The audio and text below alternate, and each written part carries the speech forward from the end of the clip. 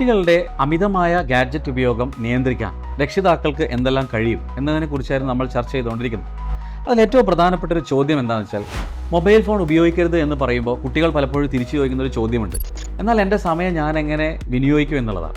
അപ്പോൾ കുട്ടികളുടെ ഒഴിവ് സമയങ്ങൾ ക്രിയാത്മകമായ, സർഗാത്മകമായ, സാമൂഹികമായ വികാസങ്ങളെ വലുതാക്കാൻ കഴിയുന്ന രീതിയിലുള്ള പ്രവർത്തനങ്ങൾ അവർക്ക് നിർവഹിച്ചു കൊടുക്കുക എന്നുള്ളതാണ്. പലപ്പോഴും രക്ഷിതാക്കൾ ഇത്തരം കാര്യങ്ങളിൽ ആവശ്യമായ ഉപദേശങ്ങൾ കൊടുക്കുന്നുണ്ട്. പക്ഷേ ഉപദേശങ്ങളെക്കാൾ അവരോടൊപ്പം ചേർന്ന് നിന്ന് ഇത്തരം പ്രവർത്തനങ്ങൾക്ക് തുടക്കം കുറിക്കുക എന്നുള്ളതും വളരെ പ്രധാനപ്പെട്ടതാണ്. വായനയാവാം, കളികളാവാം, വളരെ ക്രിയാത്മകമായിട്ട് അവരുടെ കഴിവുകൾ പ്രയോജനപ്പെടുത്തി നിർമ്മാണ പ്രവർത്തനങ്ങളോ അങ്ങനെയുള്ള എന്തെങ്കിലും ആർട്ടിസ്റ്റിക് ടാലൻറ്റ് വർദ്ധിപ്പിക്കാൻ പറ്റുന്ന രീതിയിലുള്ള സാഹചര്യങ്ങൾ വീട്ടിൽ ഒരുക്കി കൊടുക്കുക എന്നുള്ളതാണ് ഏറ്റവും പ്രധാനം. ഏറ്റവും ശ്രദ്ധിക്കേണ്ട ഒരു കാര്യം എന്ന് പറഞ്ഞാൽ, എല്ലാ ദിവസവും ഒരേ പ്രവൃത്തികൾ കുട്ടികൾ തുടരുന്നത് അവരെ വീണ്ടും ബോറിങ്ങിലേക്ക് നയിക്കുകയാണ് ചെയ്യുക. അത്തരം കാര്യങ്ങൾ രക്ഷിതാക്കൾക്കൊരു ശ്രദ്ധ വേണം.